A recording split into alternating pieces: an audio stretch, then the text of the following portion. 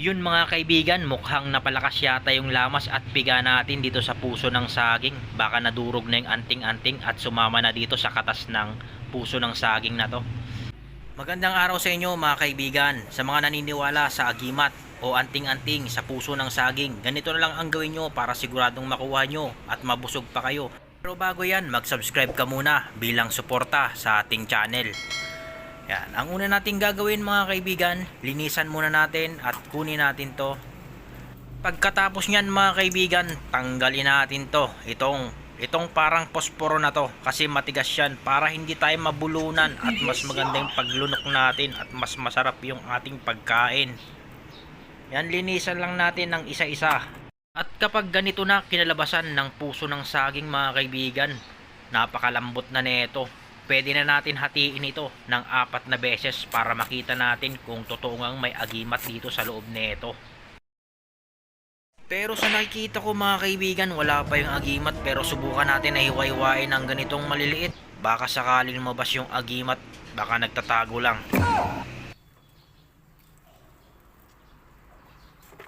Bali yun nga mga kaibigan, nahiwa ko na ng maliliit itong ating puso ng saging, pero wala pa rin ako nakikita na agimat dito. Pero hindi tayo mawawala ng pag-asa.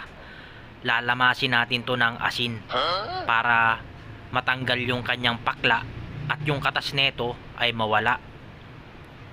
Yan, baka mamaya kapag nasa kardero na to ay lumabas na yung anting-anting na sinasabi nila dito sa puso ng saging na to. Yun mga kaibigan, mukhang napalakas yata yung lamas at piga natin dito sa puso ng saging. Baka nadurog na yung anting-anting at sumama na dito sa katas ng puso ng saging na to.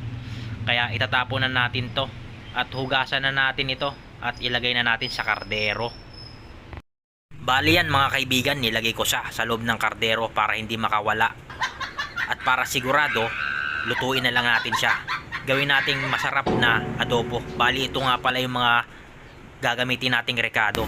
Konting tubig at betsin at itong bawang at pamenta at manteka, suka at soy. Pero kapag meron kayong oyster sauce, lagyan nyo siya para lalong sumarap.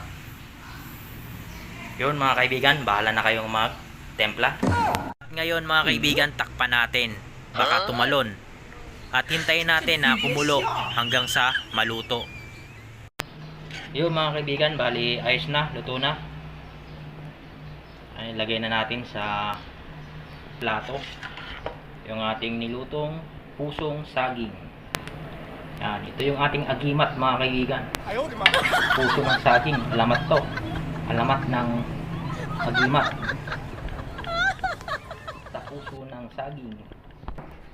Yun, ito na mga kaibigan. Yun. Ito na yung ating finish na luto.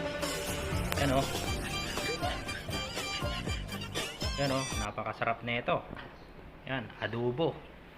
Adobo na puso ng saging. Yun mga kaibigan, bali hanggang dito na lang ang ating video. Yan, pwede na tayong kumain.